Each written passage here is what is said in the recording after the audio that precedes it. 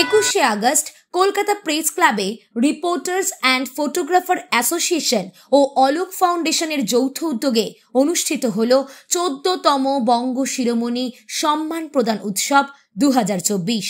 প্রদীপ জ্বালিয়ে অনুষ্ঠানের শুভ সূচনা করেন সংস্থার চেয়ারম্যান সুভাষ চক্রবর্তী, সভাপতি দেবযানী ঘোষ, সম্পাদক অনুপ কুমার বর্ধন, সহসভাপতি সঞ্জয় তাওয়ার, আলী আশরাফ মিয়া, কৌশিক ভাদুরী, অরূপ গুহ সহ সম্পাদিকা শুভ্রা নায়েক ও সাংস্কৃতিক সম্পাদক মৌসুমী বর্ধন।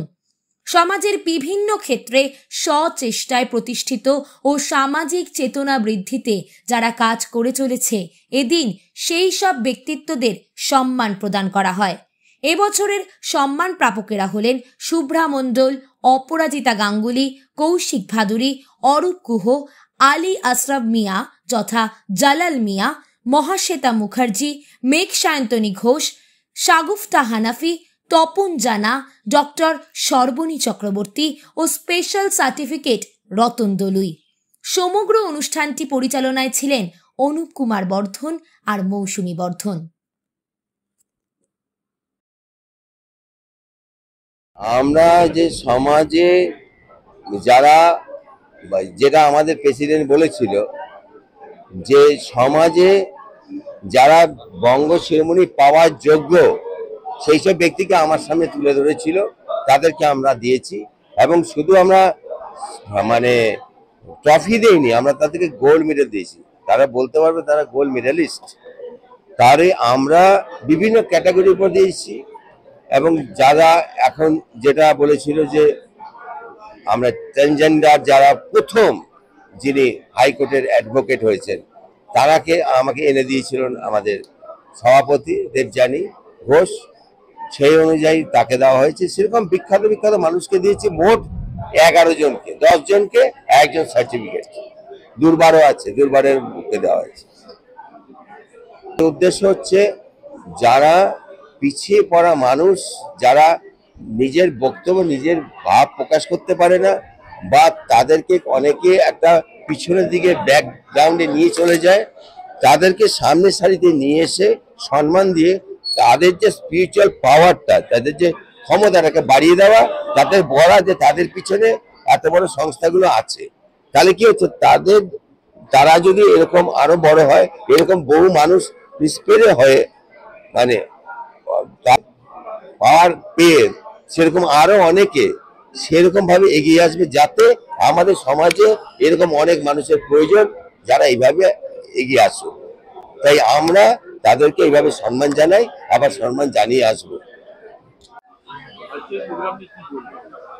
আজকে প্রোগ্রাম নিয়ে একটাই কথা বলবো যে আজকে আমাদের প্রোগ্রামে যে 11 জন মানুষ এসেছিল, কিছু জন জ্যামের কারণে আসতে পারেনি, কিন্তু যারাই এসেছিল তারা নিজের নিজের জায়গায় এক একটা সমাজের সেই জায়গাটা থেকে নিজের দায়িত্ব পালন করছে।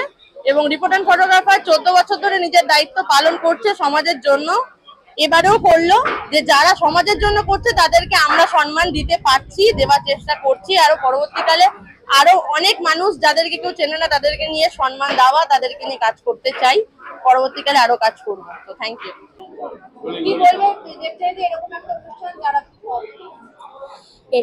এটা একটা বিরল অনুষ্ঠান যেখানে আমরা যারা পিছিয়ে পড়া মানুষ এবং মানুষের জন্য কাজ করছে, যেটা আজকের দিনে বিরল, তাই তাদের একটা বিরল সম্মান দেবার চেষ্টা করছি এবং তাদের একটা প্ল্যাটফর্ম দেবার চেষ্টা করছি যেখান থেকে তারা অন্যদের সোর্স অফ ইন্সপিরেশন হতে পারে এবং তাদের দেখে আরো কিছু মানুষ বঙ্গ শিরোমণি হতে এগিয়ে আসবেন।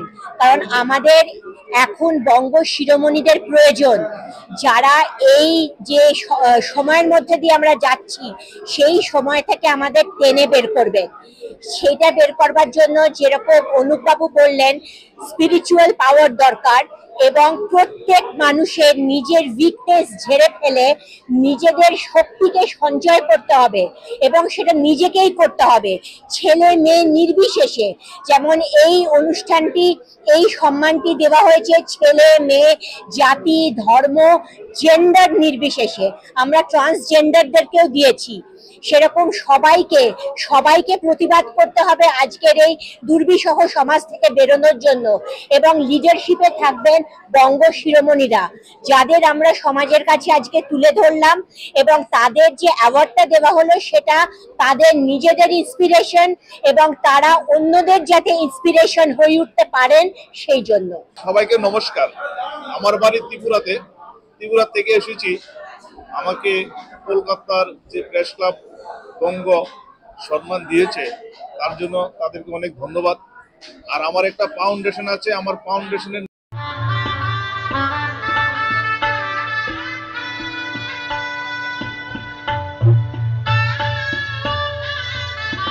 Audio Jungle.